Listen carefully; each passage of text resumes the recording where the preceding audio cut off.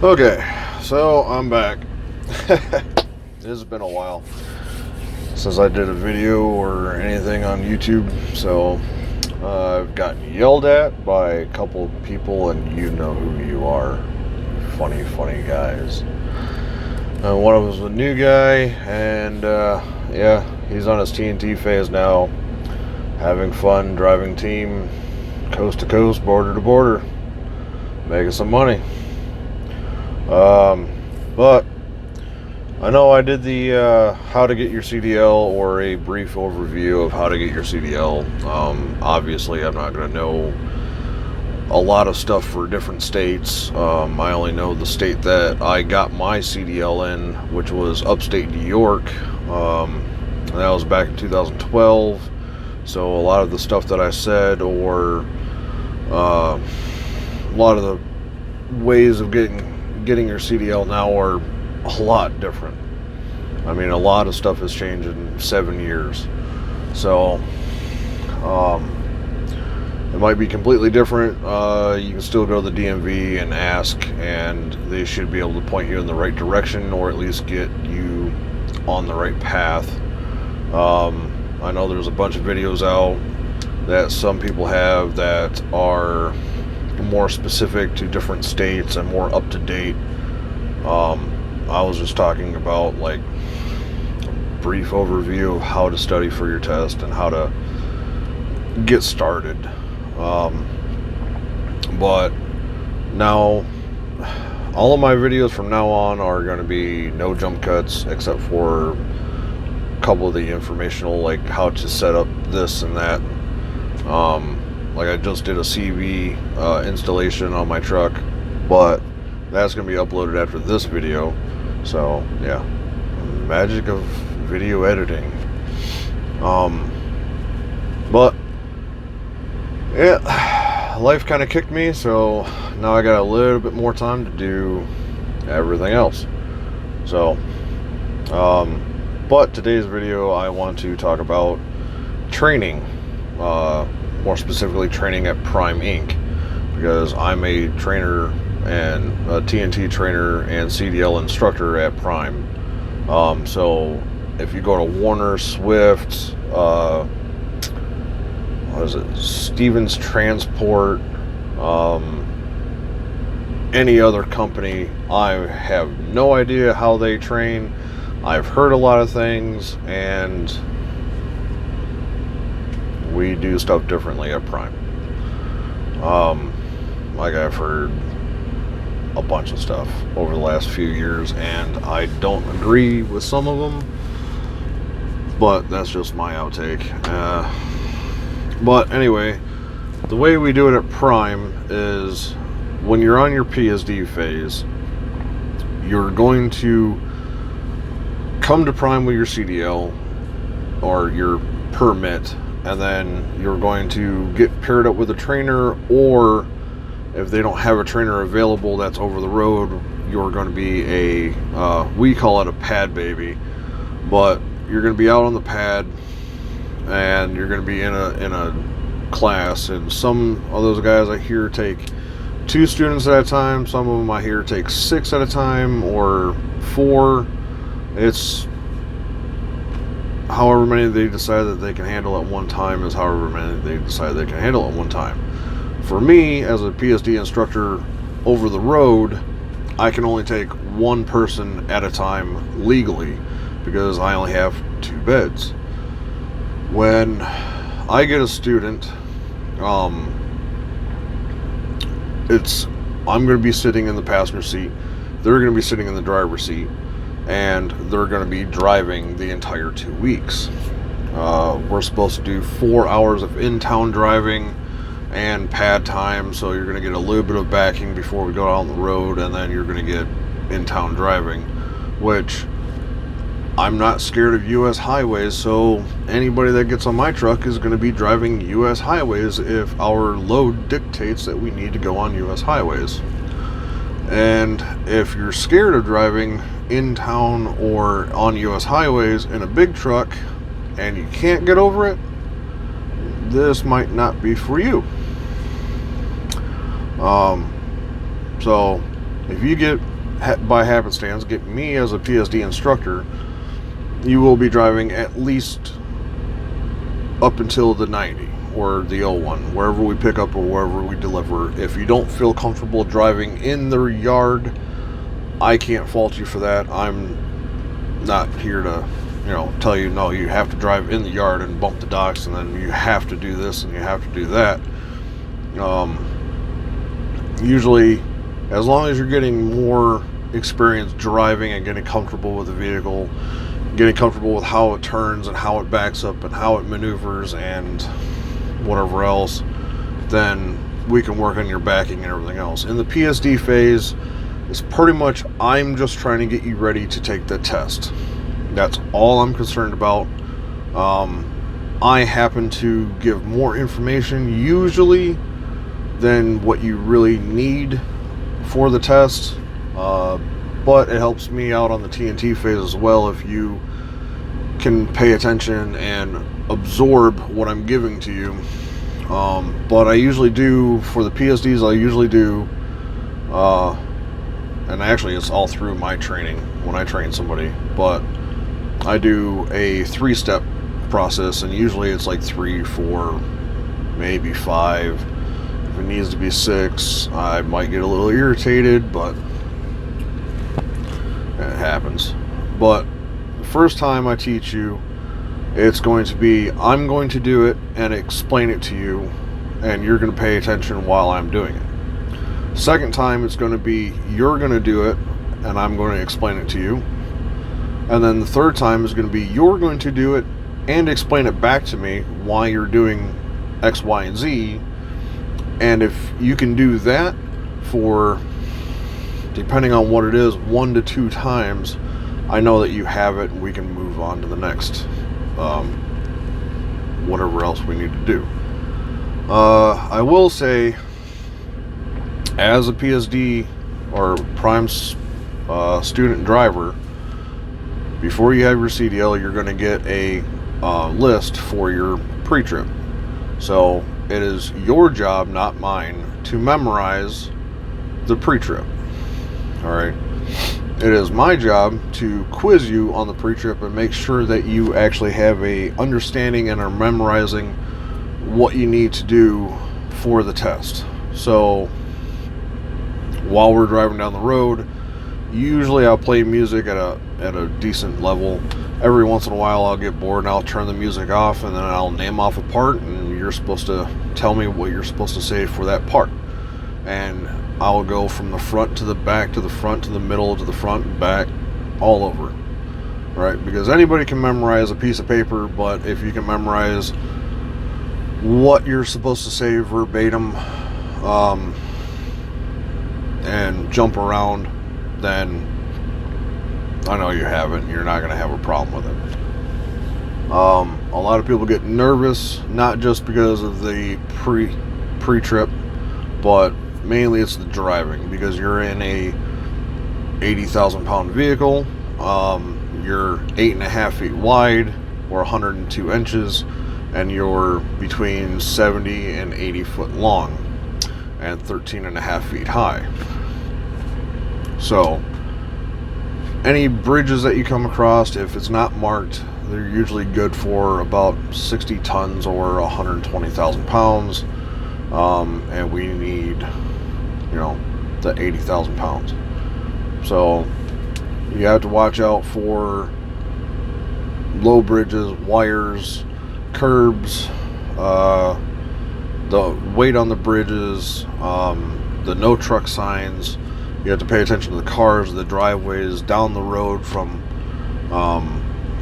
I say wood line to wood line, because even on the interstate, if you look from the ditch or the median to the ditch and the median, or the ditch on the right side to the ditch on the left side, you're not seeing everything that you need to be seeing.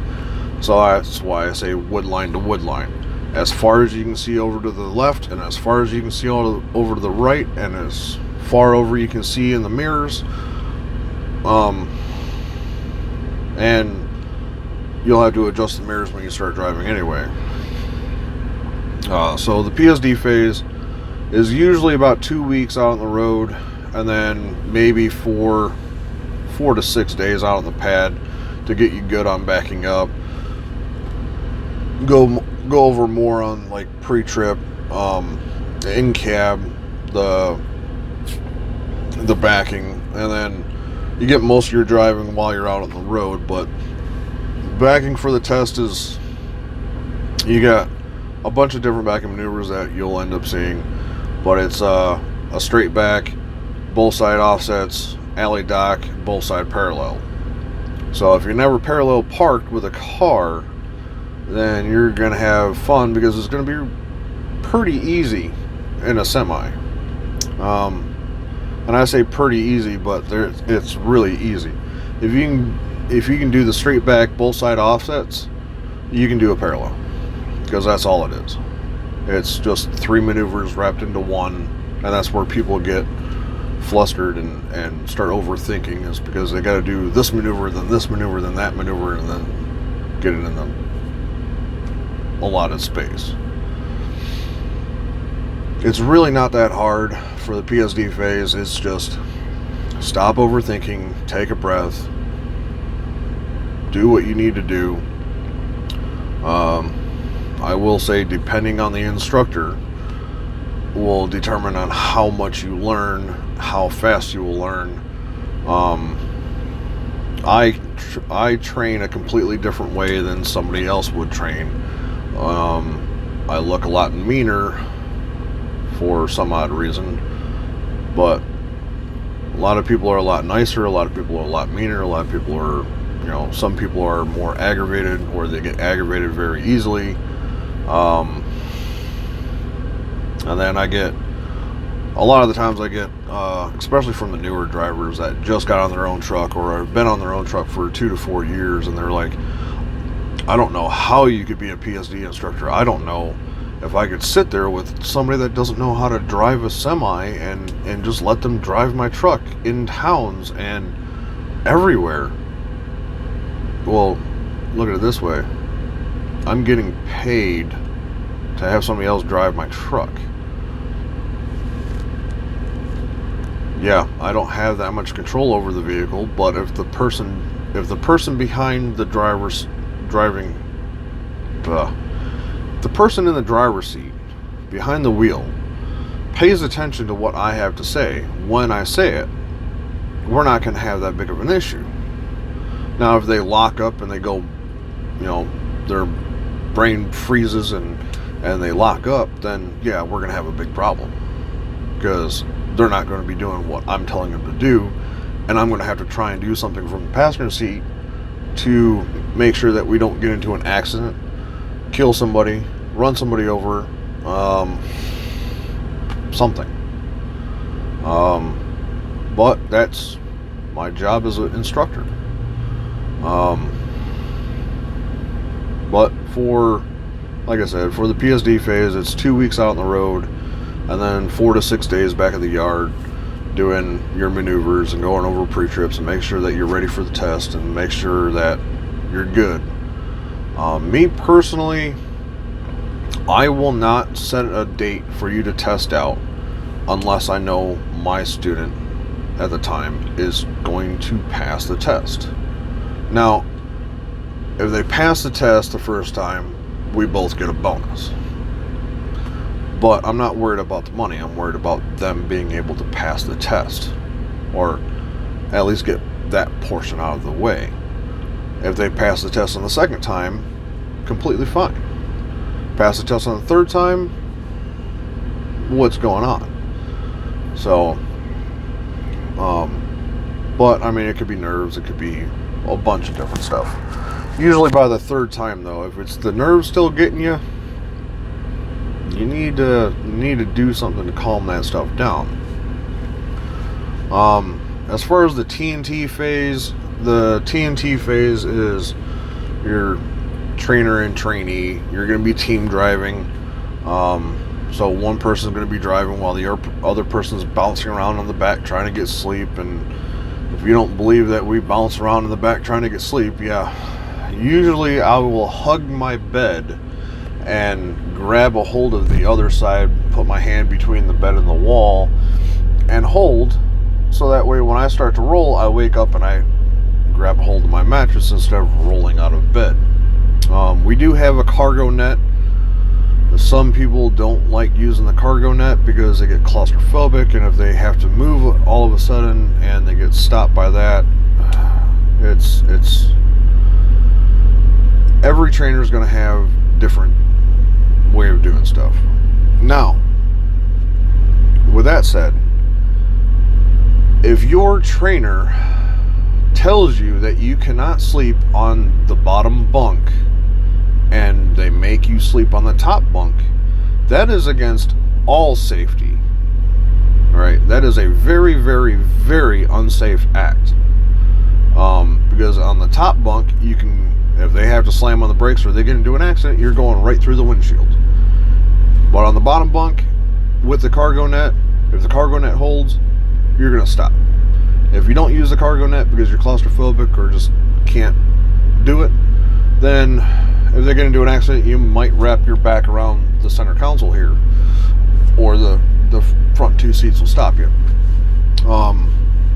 Hopefully it doesn't come to that. Hopefully they don't get into an accident while you're driving, either the trainee or the trainer, but stuff does happen. Now, I will say, for my personal and professional opinion about somebody telling you you have to sleep on the top bunk as a trainee, I would tell them no. Even as a trainee, brand new person, I would still tell them no. It's unsafe for me to sleep up there.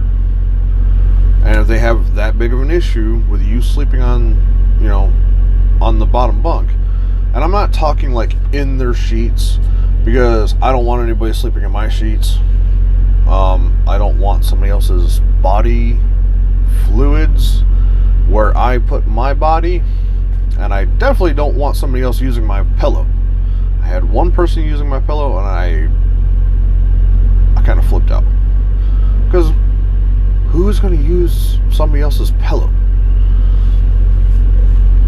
But either way, what I usually do is I'll make my bed every day. So I'll tuck my covers in between the mattress and the wall, and then when I get out of bed, what I do is I pull them back over, tuck them underneath the mattress, and then pull covers up over my pillow, the one that I use. I have 2 or 3 pillows back there, 2 of them that I don't really use, and then one that I use every night.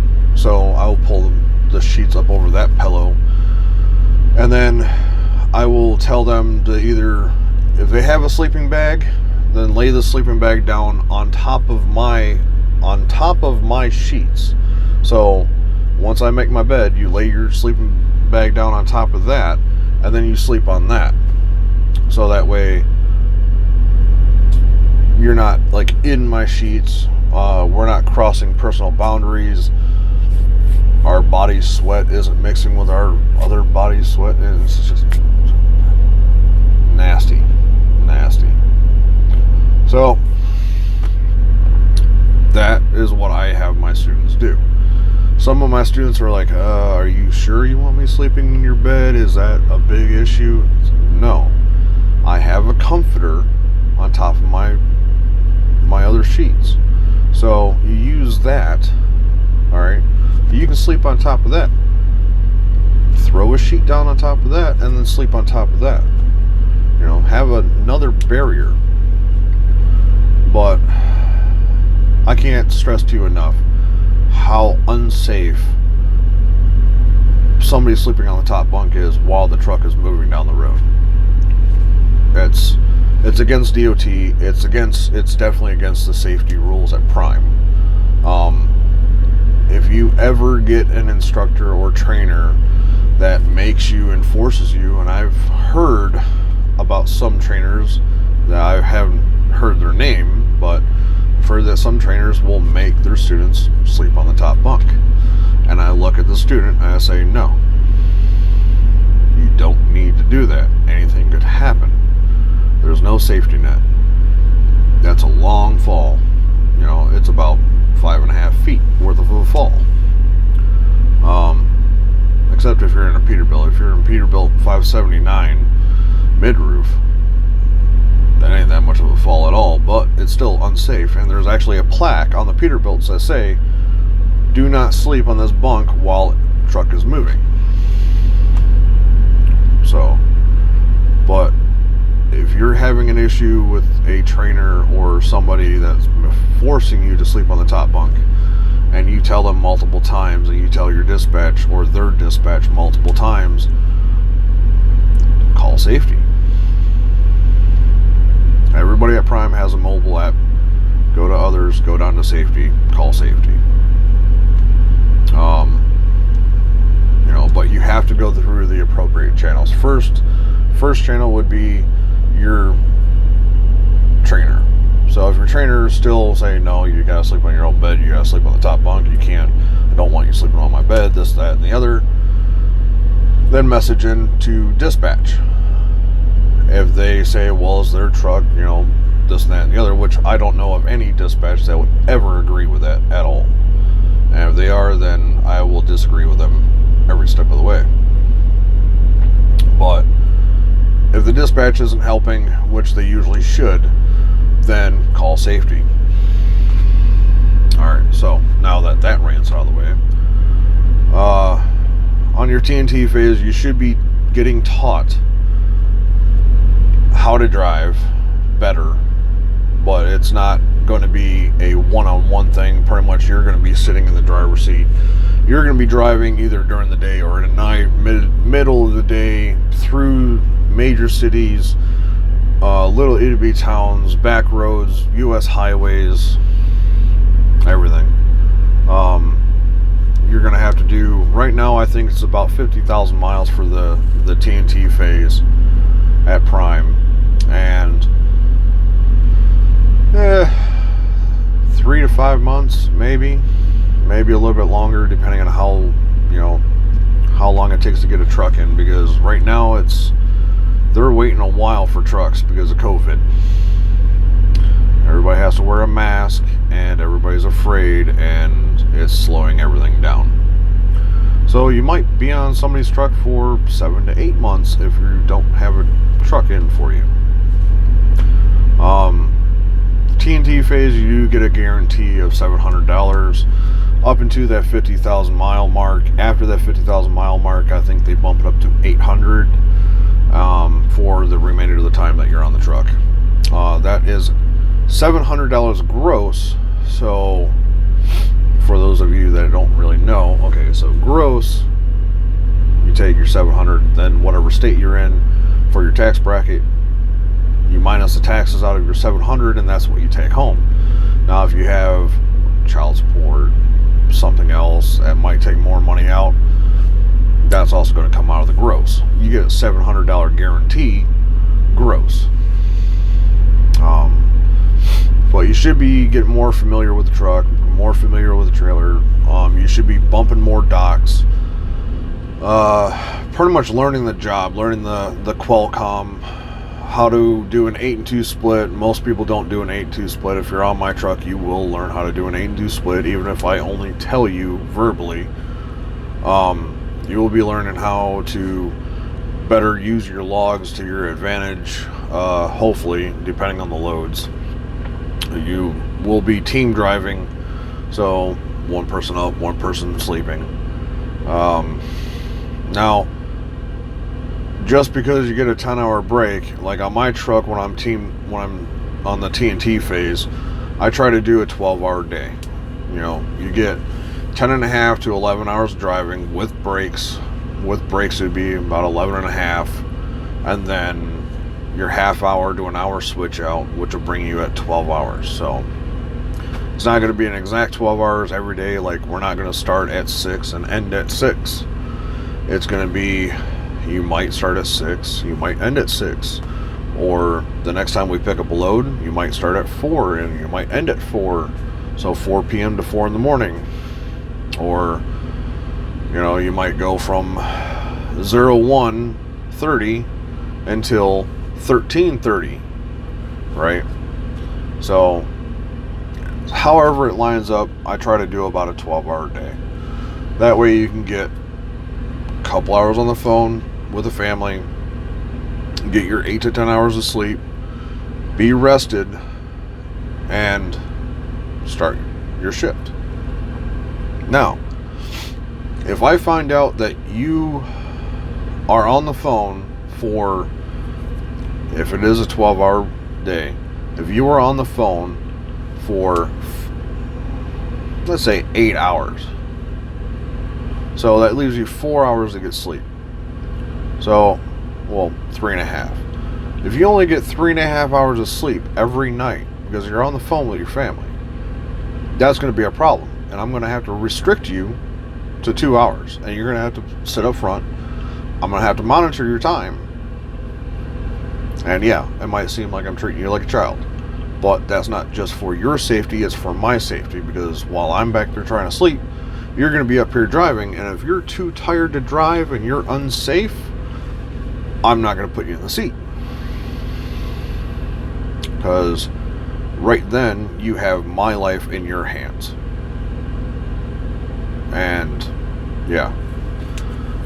But if you do it constantly, alright, I am going to have to treat you like a child. I am going to have to monitor how long you are on the phone.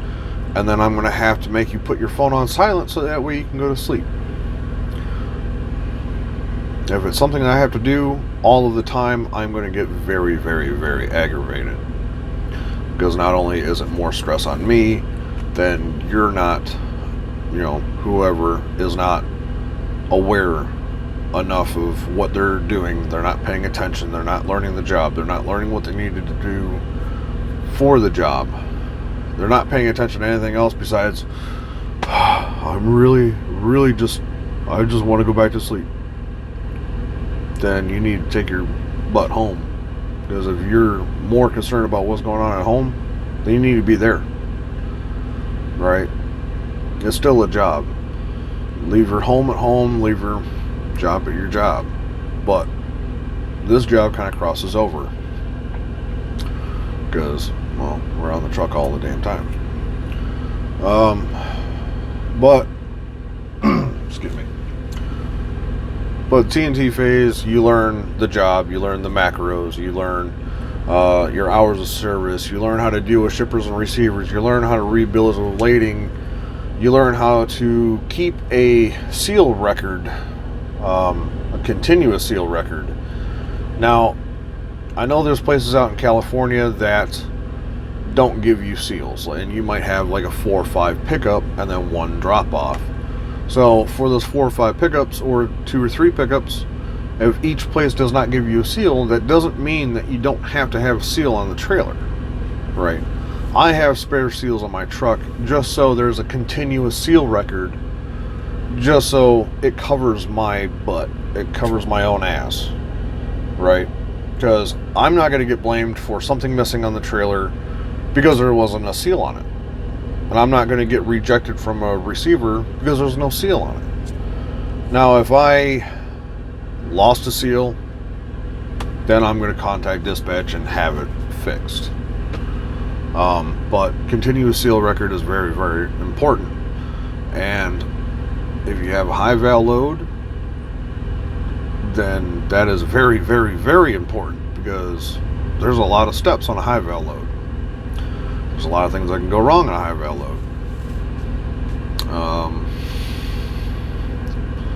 But anyway, but by the time you get done with your 50,000 miles, you should have a good understanding, or you should know how to operate a vehicle, how to operate a semi, how to do your paperwork, how to send your macros, how to deal with your logs.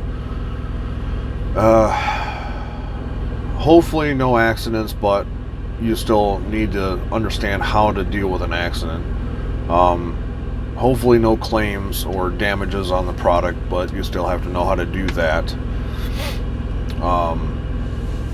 There's quite a bit that you need to learn, and 50,000 miles is enough time. I think it's enough time.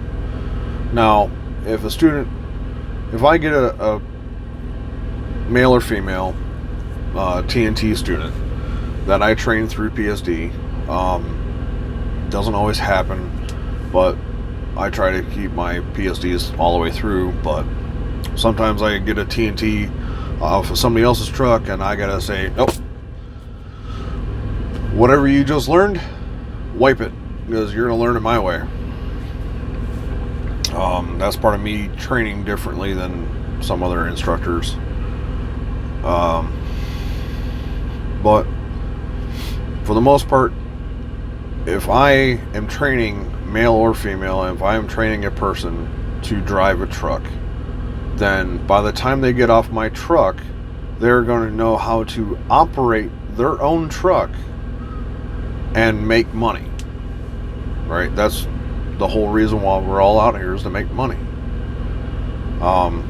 We're out here to provide for our families, to have a better life, have a more comfortable life, not have to work a 9 to 5, not have to work a dead job, not have to work, at Pizza Hut, not have to work 4 jobs at one time, but to have or maintain a comfortable life or have a better life. So, yeah. If you, by chance, get on my truck or see me at the yard or something like that, as a student, I'll make a little joke, which a lot of people know me for that joke, but when somebody is on my truck and learns what they learn, they find out that that's not a joke, that's actually truth. Now, I'm not going to say it on the video because, it'll hurt a lot of people. People get butthurt easy. I mean, if you're a person that gets bent out of shape, because somebody said something that offends you, being out here as a truck driver, you kind of need to get over it. Grow thicker skin. Because there's going to be a lot of people out here, especially if you have a CB, that is going to say stuff to make you mad, twist your panties. They're just going to say stuff. And if your feelings get hurt that bad over one little sentence or one little word, grow up. But yeah. So PSD phase, you're pretty much learning how to drive the truck for the test. You're learning how to back up, how to do pre-trip, how to do everything for that test. For your TNT phase is your actual on-the-job learning. You're gonna drop and hook trailers. You're gonna have to put load bars in. You're going to, depending on what fleet. Like I'm on the reefer division. So if you're a flatbedder, you're gonna have to strap, chain, tarp, everything. On your TNT phase. If you're a tank, if you go tank, on your TNT phase, you're gonna have to learn how to hook up, how to rebuild pumps. You're gonna have to learn how to pump off, and how to, do whatever they do. I've never been a tanker yanker, so I don't know what all pertains in that job or that division. I've never driven a skateboard or a step deck or a low boy. I don't know what it is like to throw a chain, to throw tarps, to throw straps. I pulled reefer for the last 7 years, and I don't know, I get to sit in my air-conditioned truck. But yeah, I mean, every division has their own little quirks and own little things that they got to do. If you like being outside, you like being more active, you might want to go flatbed side, to the flatbed. If you want a little bit less activity but still get out of the truck more, then you might want to go and pull tank. If you just want to run miles and run hard and go, then you're going to get a lot of miles on the reefer side. When I have a TNT student on my truck, right now, I'll usually go between 5,000 and 6,000 miles a week, which is pretty decent.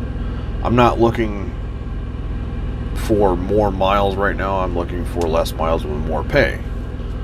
On the company side, if you go with a company driver for your TNT phase, they're going to try to max out their miles.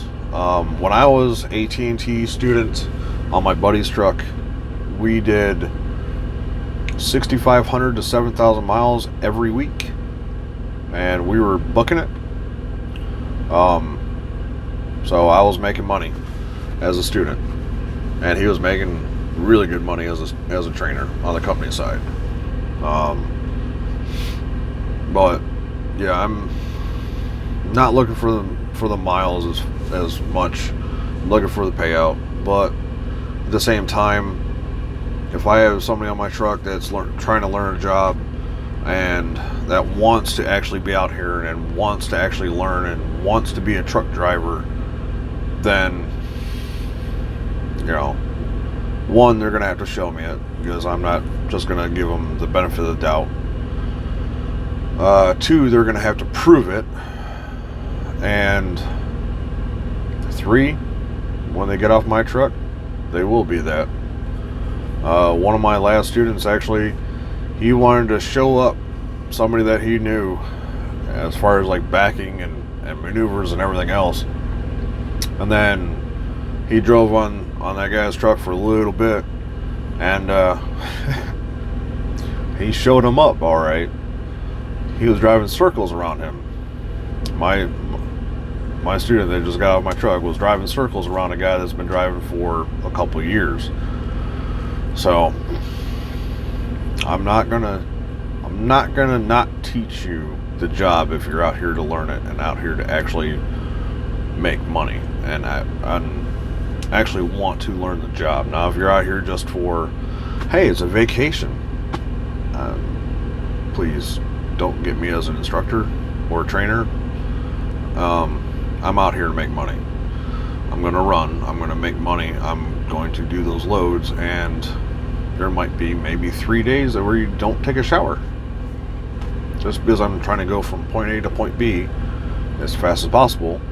And then on the backside, when we get to the point B, if we're 24 hours early, and guess what? You can take all the showers you want in 24 hours.